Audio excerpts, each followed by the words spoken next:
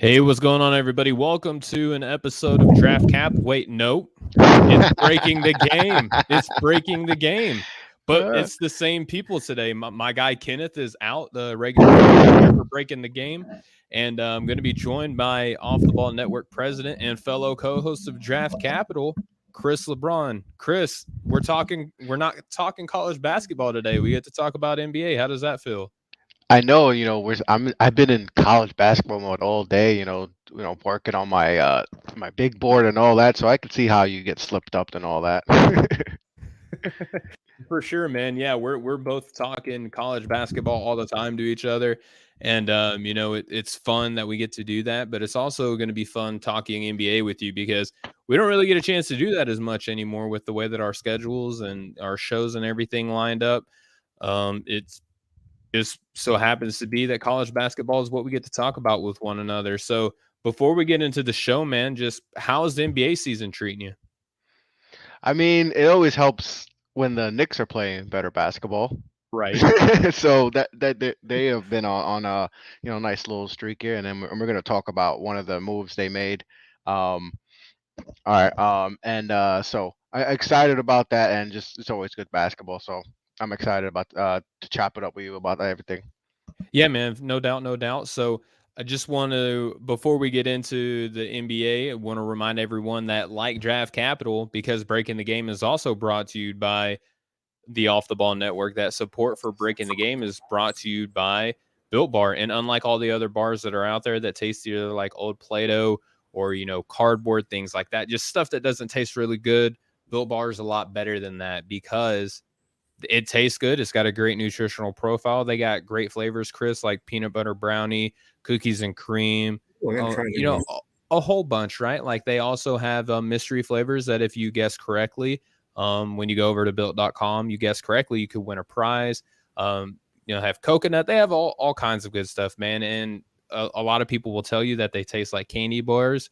What's even better than that is they're better for you than candy bars. So you get all the benefits of it being a health bar without the bad taste, and you get the great taste of a candy bar without all the negatives that go along with a candy bar. So it's the best of both worlds when you eat a Built bar. Just go over to built.com, enter in promo code off the ball with no spaces in between those words and all caps because we are an all cap network at OTBN. So enter in off the ball at checkout. We'll hook you up with a 10% discount because we're friends with the folks over there. They're such nice people and they'll help you out. So go to built.com, enter in promo code off the ball, and we'll get you 10% discount. All right, Chris. So you talked about your New York Knicks. Let's just jump right into it. Not only is it a New York Knicks move, it involves a former Duke player teaming up with another former Duke player. I mean, you're getting everything. I think that, Julius Randle is kind of the Zion Williams of the East, except he takes better care of himself.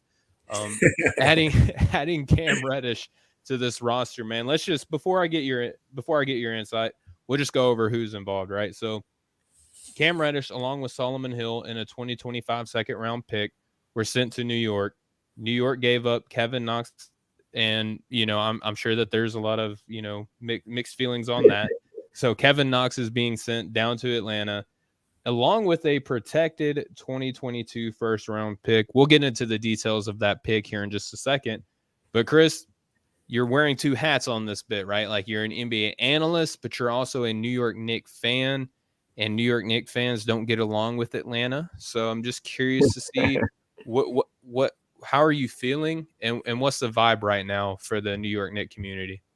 I think you know for Knicks fans and the community and all that. I think that it's very positive right now. I think Cam Reddish is someone that a lot people see a lot of potential in, right?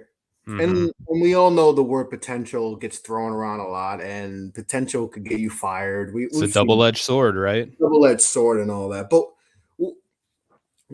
you've seen him at times just have games where he's missing and where he's taken off. But he's in a team in Atlanta where there's a lot of mouths Yes. feed, right? And even though they're struggling, I mean they really are struggling. I think they've lost five in a row. They're 17-24, I believe. So not the season I thought they were gonna have. I mean, I had them as a top 4 seed. We just picked them in the top 10 on our Draft Capital mock draft. They were a top 10 drafting team. And it's crazy with all the talent they have that they just haven't figured it out. And we all knew that they kind of had to eventually move on with some of their pieces. Yep. And I didn't, the Cam Reddish stuff. And I was talking to someone just the day before, and we were just talking. And she had brought up Cam Reddish to the Knicks, and I was like, I would love that. I think that provides a serious need for the Knicks, who need wing scoring. Mm-hmm. Kevin Knox, top 10 pick, didn't pan out. He's not that. Summer League MVP Kevin Knox, right? Yeah, Summer League MVP Kevin Knox. So we definitely need that. And so it's for me, I think people are excited to see what he can bring. He's unfortunately out. He's hurt right now, so we're not gonna be able to see him for maybe, I think, I'm not sure when he's gonna get reevaluated and all that, maybe a week or two, but and it's kind of been another thing with him, was the injuries and all that. Yep. But still super young, and still has so much potential. I saw someone bring up T-Mac, Tracy McGrady. I've seen that too, and kind of like the same parallel, because even Rashad Phillips, our guy, has mentioned T-Mac vibes with him, and he's getting the Paul George T-Mac vibes, and we saw with T-Mac early in his career, he didn't play. And that's a pretty polarizing debate, because there are some similarities, but there, are a good friend of both of our shows, Chucking Darts, we listen to him a lot. He had a specific episode that detailed a lot of parallels between Cam Reddish and other previous players. And I think, New York fans, you might want to stay away from that podcast if you're feeling good about this trade, because he's not slamming Cam Reddish, but there are some sobering. Oh, no, I definitely could see why this can go bad, because like you said, the potential is it's crazy. Like Cam Reddish, we've been hearing about Cam Reddish's potential since he was on Duke, right? He was kind of the third wheel and just a kind of like a spot up shooter at Duke, and we all knew he could do more. And we're still waiting to see. So, like, I could see it going south and all that. But, you're getting a kid who's very young with a lot of potential. And you just hope maybe a change of scenery can maybe unlock that. So, only time could tell. Hopefully he gets back healthy, and we'll get to see him play. So, but he's definitely a need for this team. So, I'm excited to see what they do and if he'll be, a part of the future. Yeah, and, if you're listening to us here on the Nothing But Net channel on Dash Radio, thank you so much for tuning in. You're listening to Breaking the Game. We have guest here, president of the Off the Ball Network, Chris LeBron, also fellow co-host with me over at Draft Capital. We're talking about the Cam Reddish trade here. So, Prez, we talked about the players who were involved. Let's talk about Cam Reddish, and we'll get into the play, but some important things to consider about this deal. He has a team option for him after the completion of this year with just south of $6 million for next season.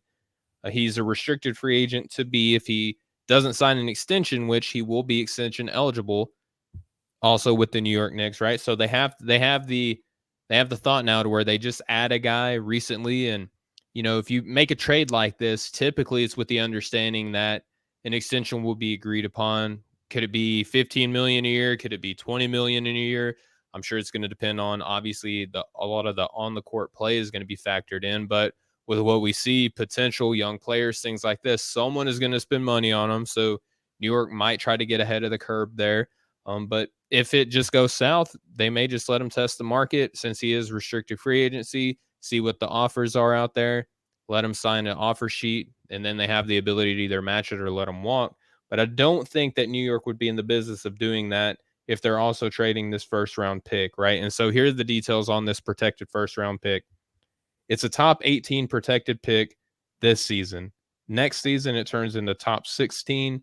Then it turns into top 14 protected in 2024, 2025. And then if it still doesn't go their way to Atlanta in 2026 and 2027, they'll have consecutive seasons with second-round draft picks coming from the New York Knicks. So a lot of, ifs then buts in there, along with that first round pick that they got from Charlotte last year? Mm-hmm. Okay. Yep, it was that pick, right? So, Chris, your team made a trade, right? Let's put the analysis hat on, right? Let's put the New York fandom, if you can, as much as you can, a little to the side. Let's just look at. Oh, okay. He for those who are Damn, listening, see? not watching, he took the hat off. Like literally took the New York hat off. I love it. So Chris, a team makes a move for a young player with a lot of promise, hasn't actualized anything yet. I mean, this season is his best shooting season from 3-point range in his 3-year career, just north of 40%. You make a trade for a guy with a lot of promise, a lot of potential. He's on a team option for the following season. He's extension eligible. You send a first round pick with a lot of potential. You also, get a first round pick with a lot of potential for Atlanta, right? Like it projects several years down the line. How much pressure is New York on to make sure that Cam Reddish works in New York this season, right? Because there is always next season with the team option, things like that. But when we see with the player who is extension eligible, there's always that desire for him to want to get his numbers up. I'm sure New York would love to see Cam Reddish get his numbers up, but he's also playing in a wing system that features newly just paid Evan Fournier. I'm curious to see your thoughts on that. And then also emerging, kind of all-star, somewhat level talent in a RJ Barrett. How do you think that they figure out the playing time and the schematics that go along with bringing Reddish into that system in New York? Well, like I mentioned before, Reddish, he's got to be healthy. And that's number one. And just coming to the team, he's, like I said, he provides a lot, right? Like I said, it's just the wing scoring, which is desperately needed because they've missed out on a lot of guys on the wing, so it provides that, and defense too. The defense has kind of taken a step back this season, and I think he can help with that. But as far as incorporating, like with Fournier and all that, look, Fournier has definitely had an up and down season, to say the least. But he has come on of late. When he plays Boston, he's a superstar. I mean, he's an all-star. He's an MVP candidate when he plays Boston. I think he averages like 30 a game against them this year. But he's come on of late. But for me, with this team, Quentin Grimes is in that mix too, right? Like you just drafted Grimes, and he looks promising. Yes, and he's someone that during the draft process, I started to like more and more towards the end. I was like, you know what? This is a guy that can provide shooting, solid defender. That's someone that, I probably didn't think about too much. And when they picked him, I was like, okay, this is actually a really good need. But I think the Knicks are just trying to find someone that's going to pop. Yeah. Because they've missed out on a lot. Steven, they've missed out on a lot of top 10 picks. Ntilikina, Kevin, you missed on top 10 picks. Well, they also don't draft, Steph Curry, LeBron James, Kevin Durant, all the best players in the NBA are not on the New York Knicks, and that's, Steven, often discussed. The last time they've re-signed their first round pick was that's nuts. Charlie Ward. Yes. Yeah. I had him on my show. Friend of your show, yeah. Yeah, I've had him on my show. I believe I talked about it with him. Like, that was the 90s, Steven. That was the 90s. We were kids, bro. I'm not sure the exact year when they was it 93, I believe. Was it 93? Maybe that sounds right. Maybe 95. 96, I would say, around that time. But that's a long time to not have over 22 years ago. We know that for certain. And that's since that finals run, it's kind of been a lot of bad draft. And listen, or trading the picks for superstars and things like that. For Stephon Marbury's and Eddie Curry's and Bargnani's and all those types. Carmelo Anthony. And even though a lot of those picks may have not panned out to be good players, you're still trading picks that, that can help and all that to try to get the quick fix. And it seems like of late they've definitely, made a 180 on that and have changed. But I think they're just trying second season of a new front office. Yeah. And I think, with like RJ, for instance, like he's very up and down. Now he's played good basketball. I would say the last few weeks, he had back-to-back 30-point games and stuff. And I felt like he was he was going to be the piece that was going to dictate whether the Knicks go trade for someone or they feel confident with RJ going forward as maybe the number 2 down the line. And I think they're just trying to see if they find something in Cam and he could be that piece because he like I mentioned before, he has the potential to be a 20-point plus per game guy and a dynamic scorer who could defend too, right?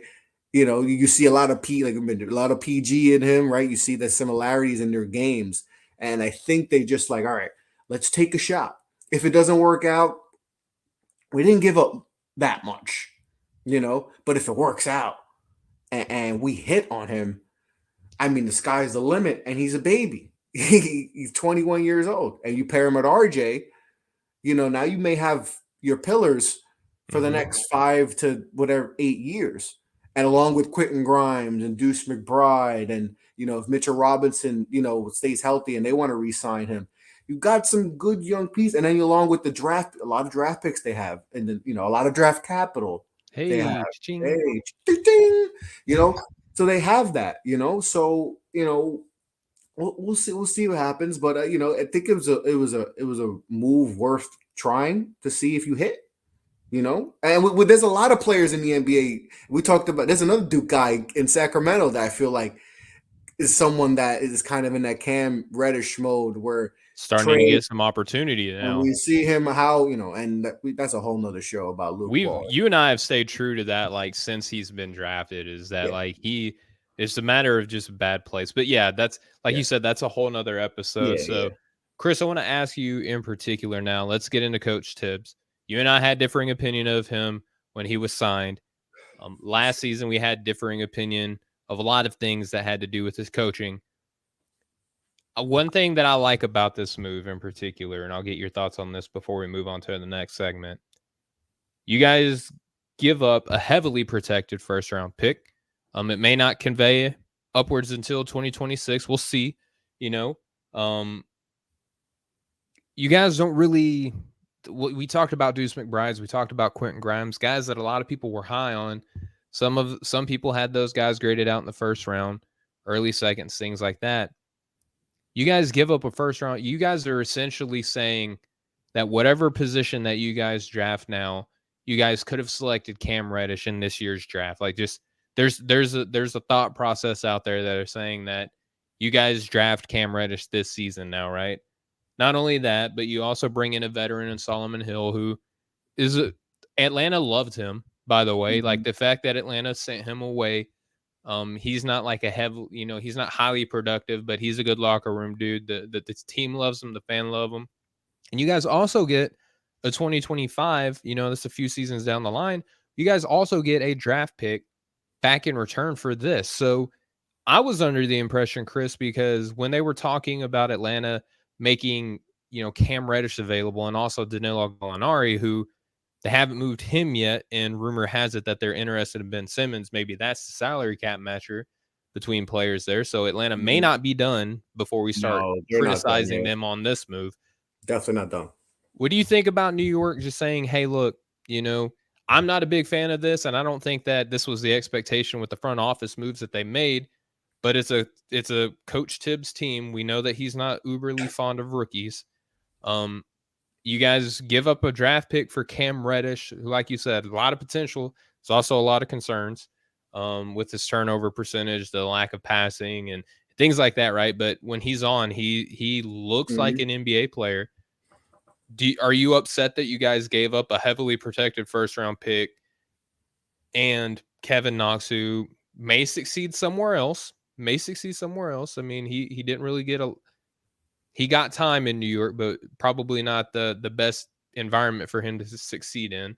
Goes to Atlanta now. Are you upset with everything that you gave up and got back in this move? How are you feeling about this move overall?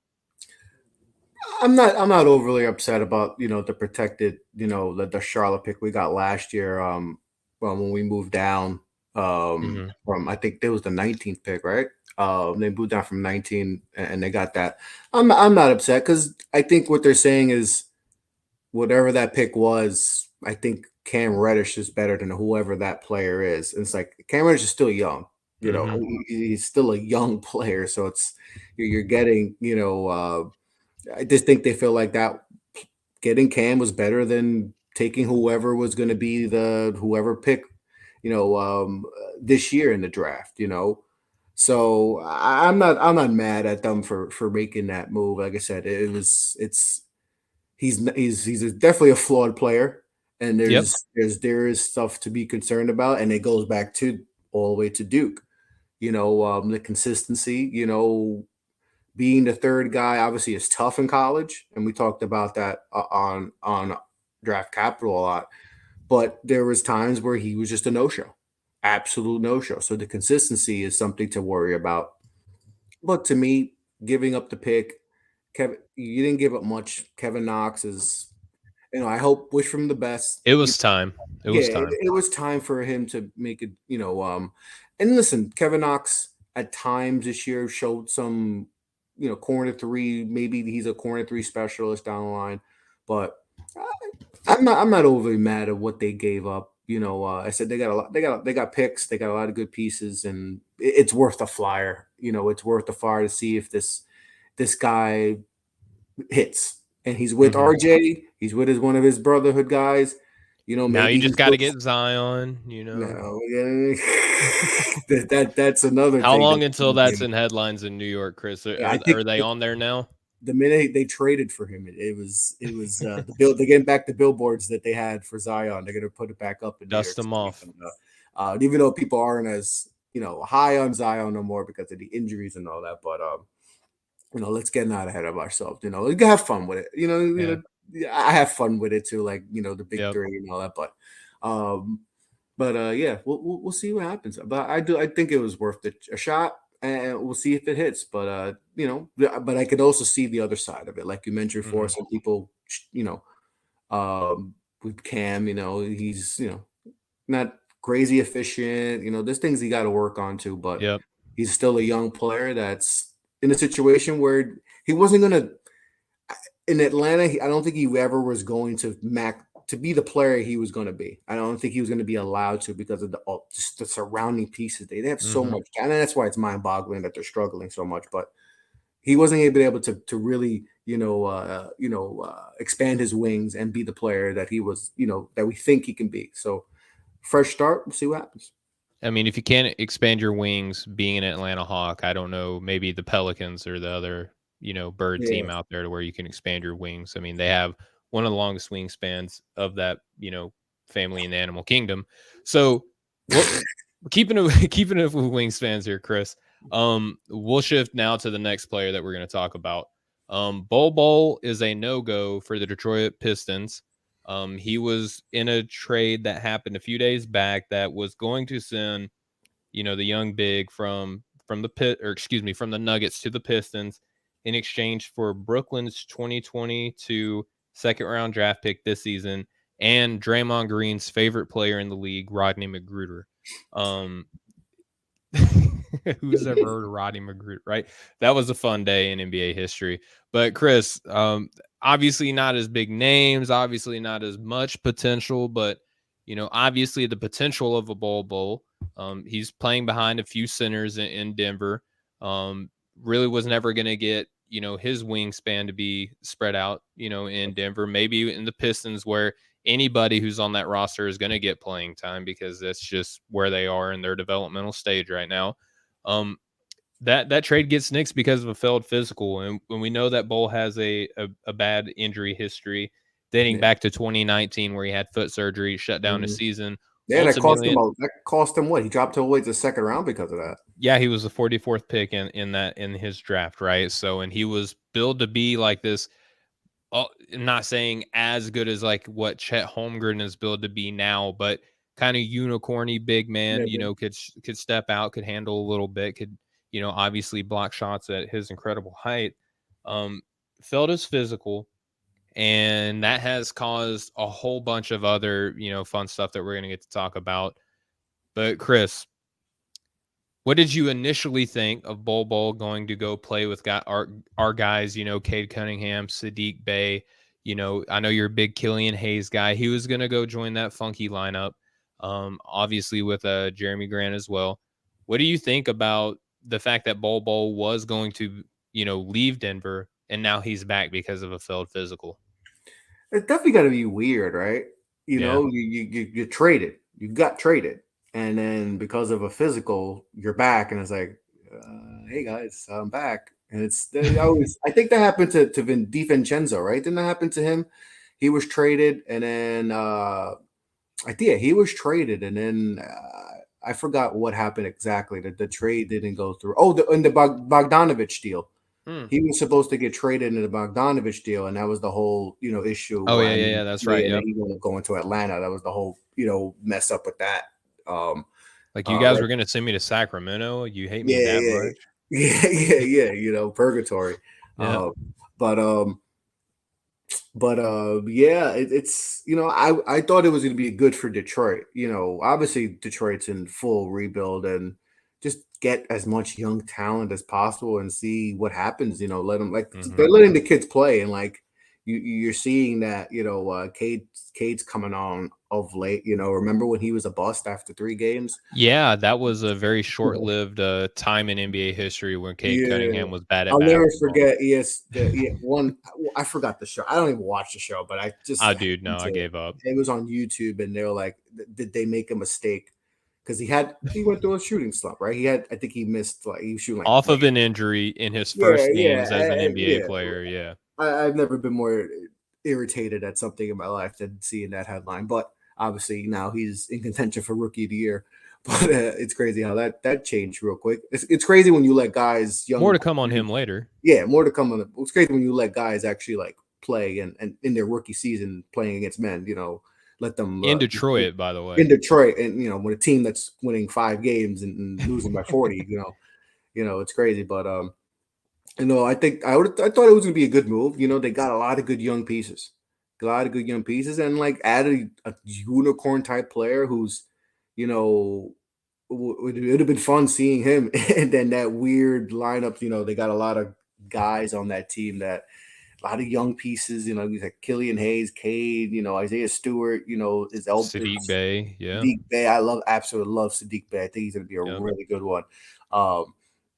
He's a 10-year pro. Garza, Luka Garza, they got some good young players. Who's the other guy I'm thinking about?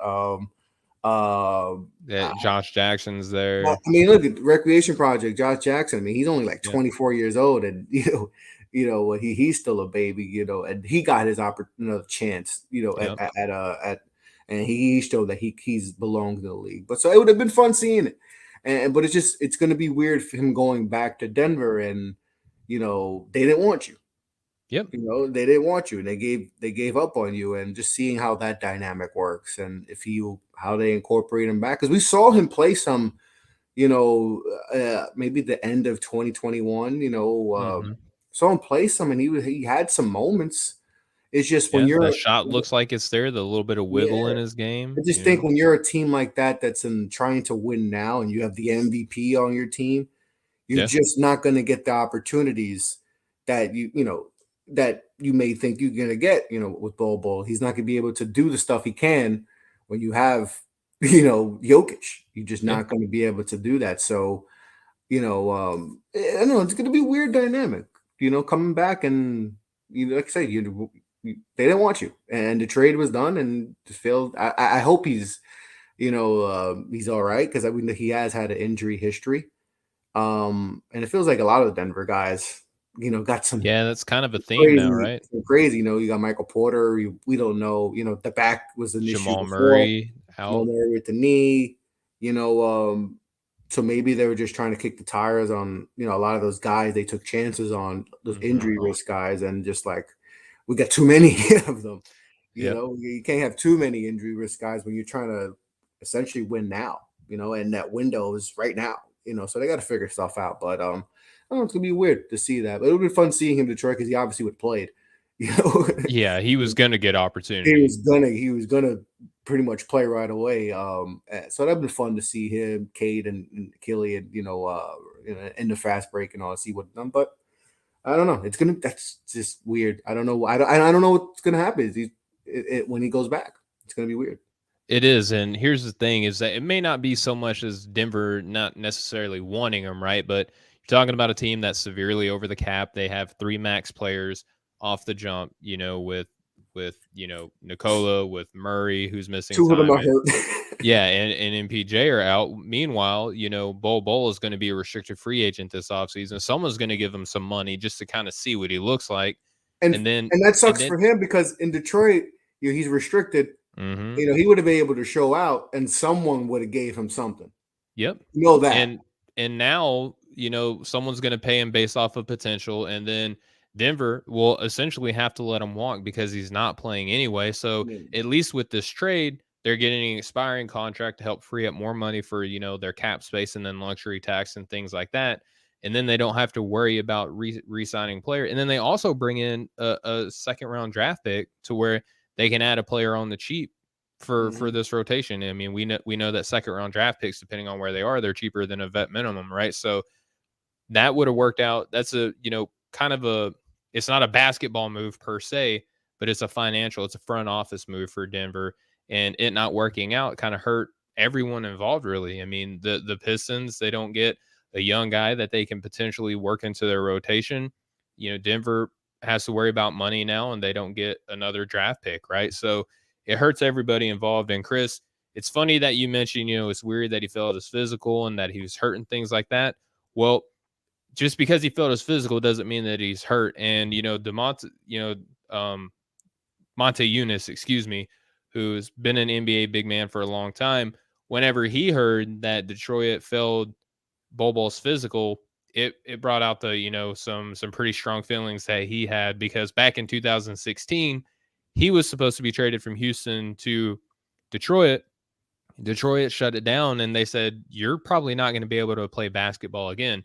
Well, Monte Eunice has since played basketball again, and he has spoken out saying that the Pistons, actually, the way that they're handling business right now, it's kind of hurting player. Well, he doesn't say kind of hurting. I'm paraphrasing here, but it's hurting their image. It's hurting their opportunities to continue to play basketball and things like that.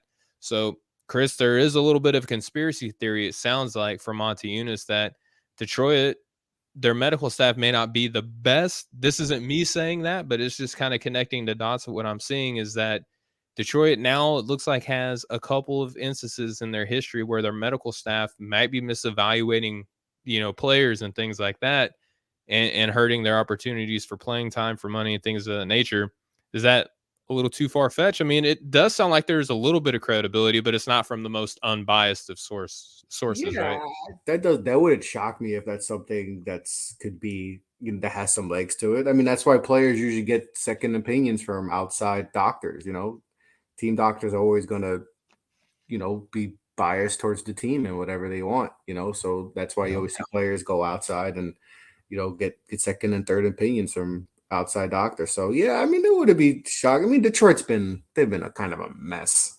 Not kind of. They have been a mess. Yes. It has been a disaster. A few years ago, when they were trying to, Andre Drummond, Blake Griffin stuff, like they didn't know what they were doing. Greg Monroe, Josh Smith, and Greg Monroe, Josh Smith. Like it's definitely been tough for them since the glory years of even not even just talking about the 80s, but like the 2000s. I mean, the bad boys. They went 2.0. Yeah, like they were in the finals twice. They won the championship. They beat the Lakers, Shaq and Kobe Lakers, like this team was, one of the greatest. That was one of the greatest, runs, to beat that Lakers team. And, the defense and then the talent they have. Ben Wallace, Hall of Famer, all these The players, last time that a team probably won a title without a superstar on their roster. Yeah, like that starting five. I mean, Tayshaun Prince, Billups, Hamilton, Wallace, Rasheed Wallace. I mean, McDyess and Lindsey Hunter. You got guys coming off the bench. McDyess, Lindsey Hunter. It's Corliss on their squad. It's definitely that's definitely it's definitely not that anymore. But they're trying to figure things out now. But it's crazy how that happens when you always hear stuff like that about the medical staff and, just not being up to par and all that. But, I wouldn't be shocked if that has some legs to it. And if because everything's been a mess in Detroit, for a while, with everything, organization, the stadium. Looks and like all they're that. drafting. Well, it looks like they're drafting better now. I mean, you got the number one pick. I mean, you couldn't. Well, the Sadiq Bey wasn't a number one pick yeah, either. yeah. Isaiah Stewart wasn't a number one pick either. They definitely have some pieces, and they got Jeremy. I give them credit.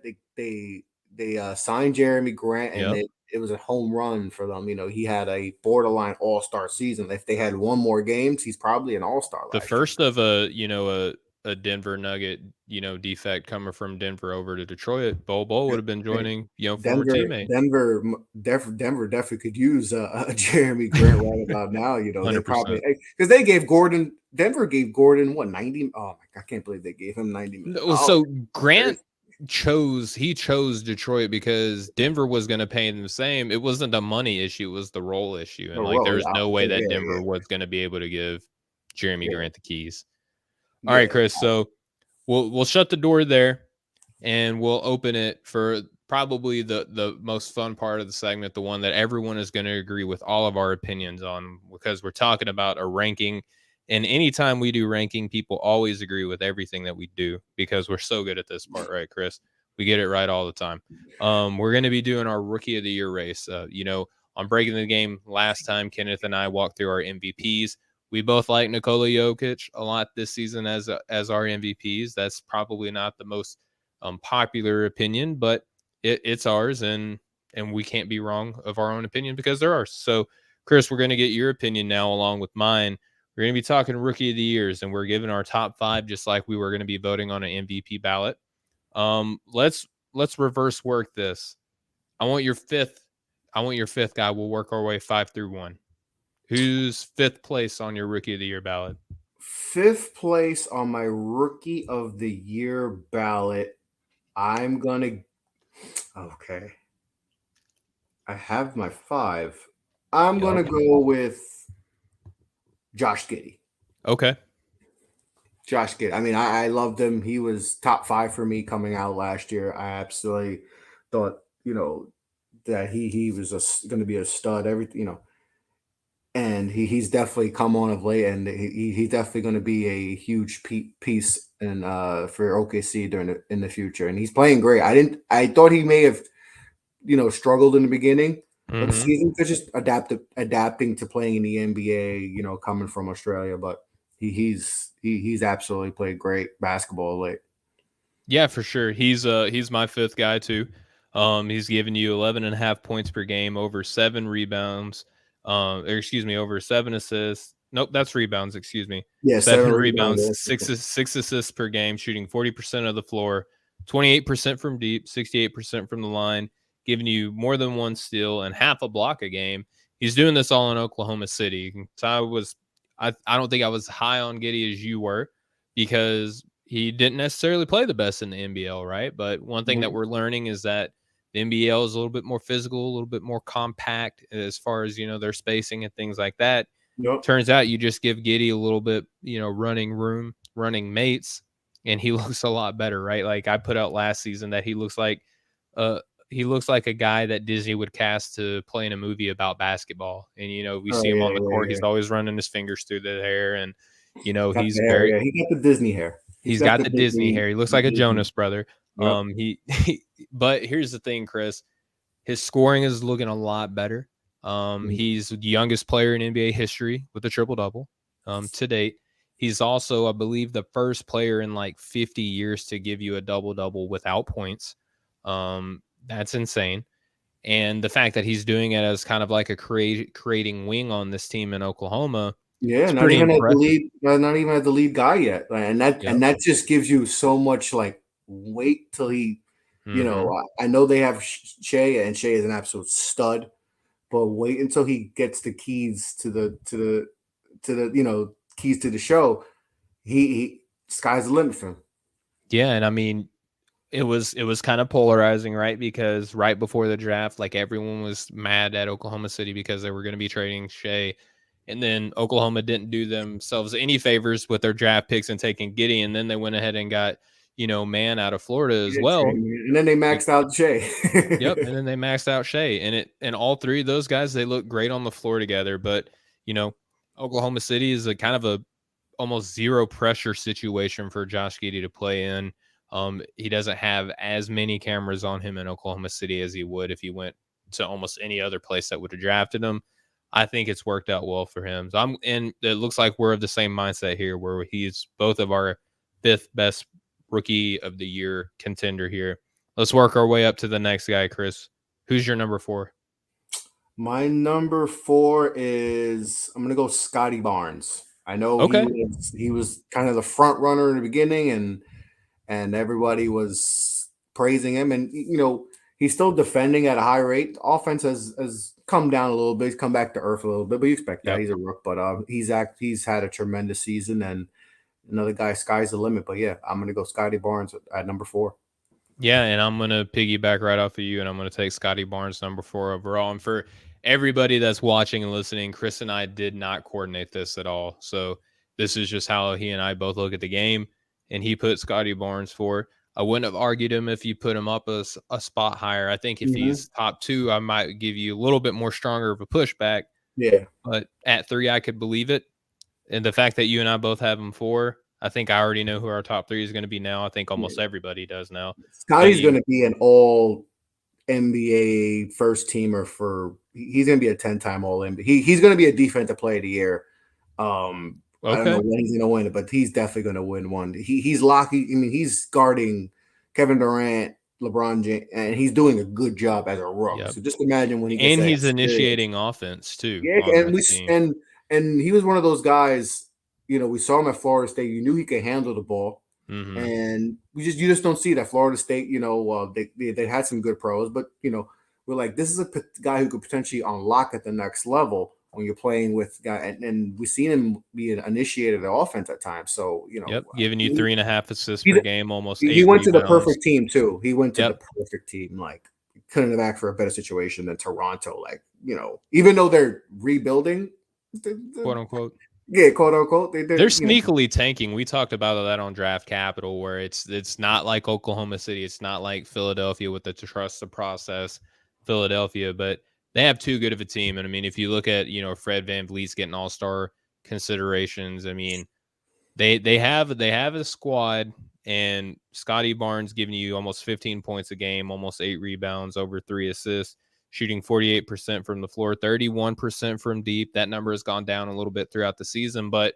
Chris, I think people would have called you crazy if you said that he was going to shoot 21% from deep in the NBA, because I mean, there were so many questions about his shot. He's shooting 71% from the floor. We talked about his defense. He's only giving you around 1 block and a steal a game on paper, but that strength that he has, that versatility, it's very apparent that he's going to be a consistent pest on that end of the ball for the long time. All right, so Chris, we're moving into the top 3. I think I know who your number 3 guy is, but just for the sake of me maybe being wrong, who do you got at number 3? Franz Wagner. Okay, yep. Me too. I had him low coming out. I thought he'd be a good role player, and he still could be a good role player. He just I just didn't see him coming out the gate, being this. Not like this. Not like this. No, I didn't see that. Like, he's shown that he's athletic. He can guard. He can take dudes off the dribble. I didn't see that, and I was wrong. I was definitely wrong. I had him way too low, and we're sorry, Franz. We're sorry. Yeah. I'm sorry. But also he has an opportunity. He also has the opportunity to be able to do more, because in Orlando, they're still. But that's the crazy. Like, even with that, he's still over. He's shooting 45, 36, and 85. Yeah, I mean, those are good splits. Yeah, those are. I mean, for a rookie, like Chris, how good is this draft class? I mean, we knew it was good when we were covering it, right? Like, we knew it was good. He's the best rookie. I mean, but Wagner wasn't expected to be one of these guys. Like, this draft class is better than what even the people who invested the most amount of time in it even thought. Yeah, it's a way better class than we thought, and that's not even with Suggs. And the Suggs has missed a lot of time this year, and Jalen Green hasn't played. Jalen Green, like, he's in consideration. Yeah, Herb Jones has looked a lot better for New Orleans too. Yeah. There's some. This draft is some second round Brandon guys. Boston, BJ Boston. I mean, this dude, that was a top 5 pick coming out. as a high school. You know, he was going to be a top 5 pick, and obviously Cam struggles with Thomas in Kentucky. Brooklyn, Zaire Williams, and I Yeah, mean, like Daron Sharp. yep, We talked about the Nets having as much as it pains me to A say, plus. they had a really good draft and all that, and Alperen we're seeing Grimes when he's getting minutes, he's being productive in his minutes. So this class is it could be one of those, when we look down 09, 03, yeah. 5-10 years, we're like, wow, that's a lot of all-stars, a lot of guys who got paid. I think this could be the draft where we see a lot of guys have success.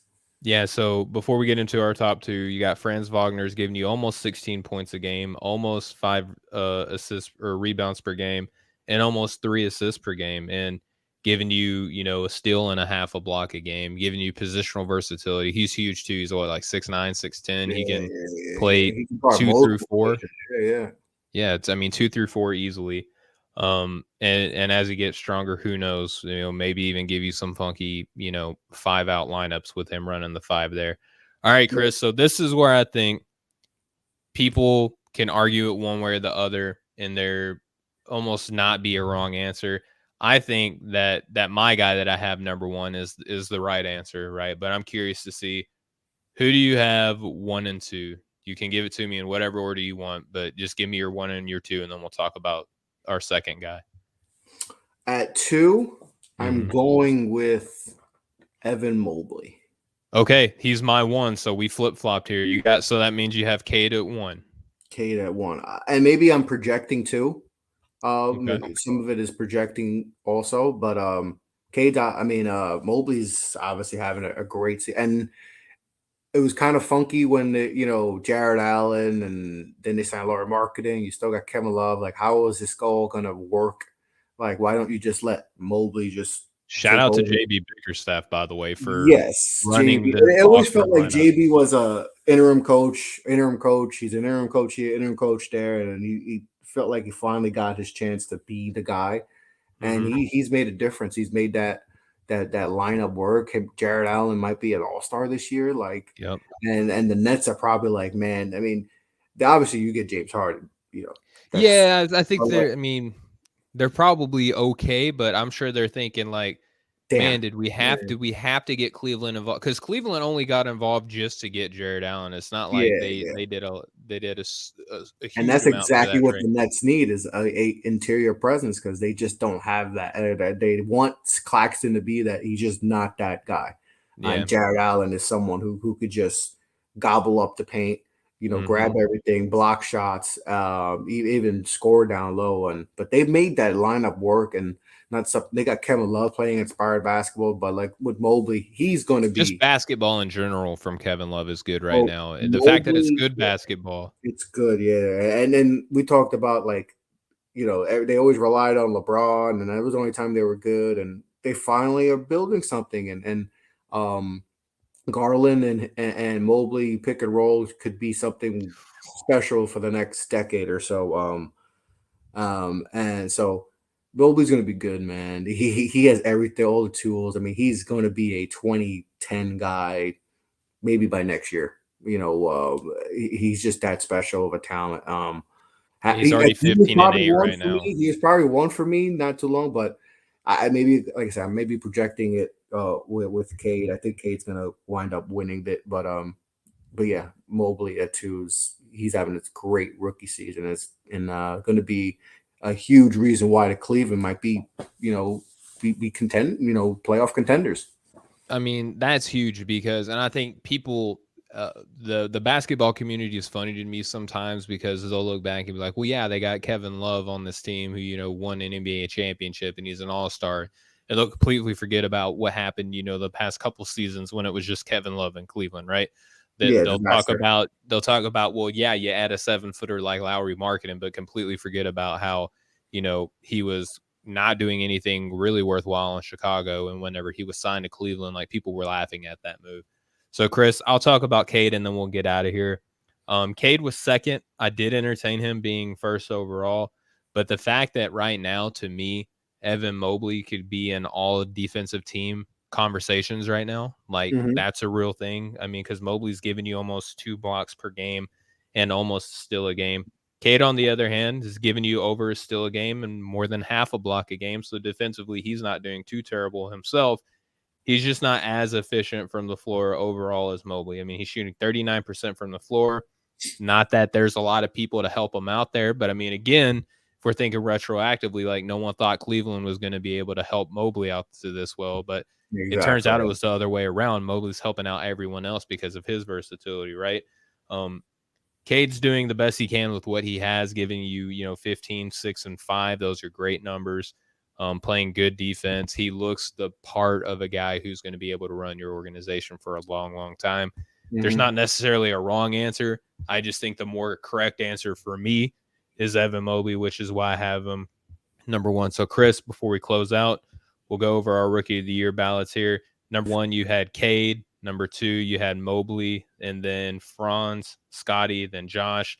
I had the same list of players, but I had Mobley 1, Cade 2nd, Franz, Scotty, then Josh.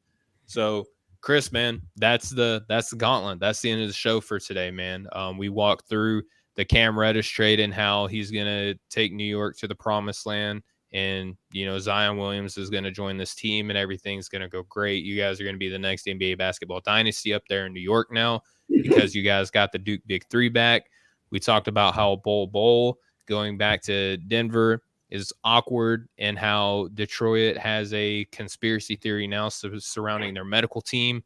And then we also got into our Rookie of the Year race where you were close second to me having the best of the two ballots here because you did not have Evan Mobley number 1. I had him number 1. So before we close out of here, brother, it's been fun having you here on Breaking the Game. It was fun talking NBA basketball with you because we're a draft show. We had to talk about the rookies too because they're fresh on our minds and we evaluate these guys all the time. Before we get out of here though, man, just give you the opportunity to plug yourself and the network, right? Because you're the boss, plug the network and all the great things that we have going on and where the folks can find you on social media, man. Yeah, man, I appreciate you having me on. Like I said, ramping back with shows. I'm excited to get back in the groove, writing some stuff too. So I'm excited to multitask. The big board coming. Yeah, writing some stuff. That by the time you guys listen, it should be up on the Off the Ball Network Substack. So make sure to check that out. Follow me Off the Ball Pod. It'll be posted there, so you can check that out. Click the link. Subscribe. Not just for the big board, but there's other you have stuff there. Just check out all the great content we have there. We made the switch over to Substack, so go over there, subscribe. We got great content, basketball, football, betting. We can win you money. Hey, who doesn't want to win money? Could win you money. Kenneth Walker winning people money, Mo's winning people money. I'm not winning people money so much. I've been on a little slump, so you might not want to listen to what I have, my tips, but yeah, we got great content. Like I said, take out the shows we have. Go to Off the OTB_network on Twitter. We got a lot of shows going live there. Go on the Facebook, Off the Ball Network on Facebook, on the YouTube. The YouTube is growing little by little, which is good to see. Go check out. We got a bunch of shows on there too. You can check out all the content there. Check out all the great sponsors we have. Bet Us, Built Bar, Ice Shaker. Go check that out. Use the promo code. I think all the promo codes are the same Off the Ball. So you get go use those great products. It helps us out. So we can continue to provide great content and all that. So but yeah, excited to be on the show. Thanks for having me, and excited for the rest of the basketball season. Yeah, for sure, man. And go to offtheballnetwork.substack.com for continued NBA discussion, college basketball discussion. We have a couple guys at the network right now in Mo Murphy and also Stuart Brooking. They're heading up Draft Capital NFL, which has been fantastic. They just had that from the network on their latest show. Fantastic listen. Go follow that anywhere you get your podcast at Draft Capital NFL. As for us, though, here at Breaking the Game, you can follow us on any social media platform at BTG NBA Pod. You can go and download this podcast anywhere podcasts are available. Just go look up Breaking the Game. This is normally co-hosted by me and Kenneth Cotterill, Shoot or Shoot. Shout out to him. Wish he could be on the show today. We're load managing him right now because he's working too hard. He's working himself sick. So he's on load management right now. But I'm sure that he would tell you the same thing. Download the podcast, share it with all your friends. Go and check out all the great things that we're doing at Off the Ball Network. If you want to listen to even more of me and Chris, you can go check out Draft Capital NBA. Just did a great show with Chad Ford. Shout out to him again.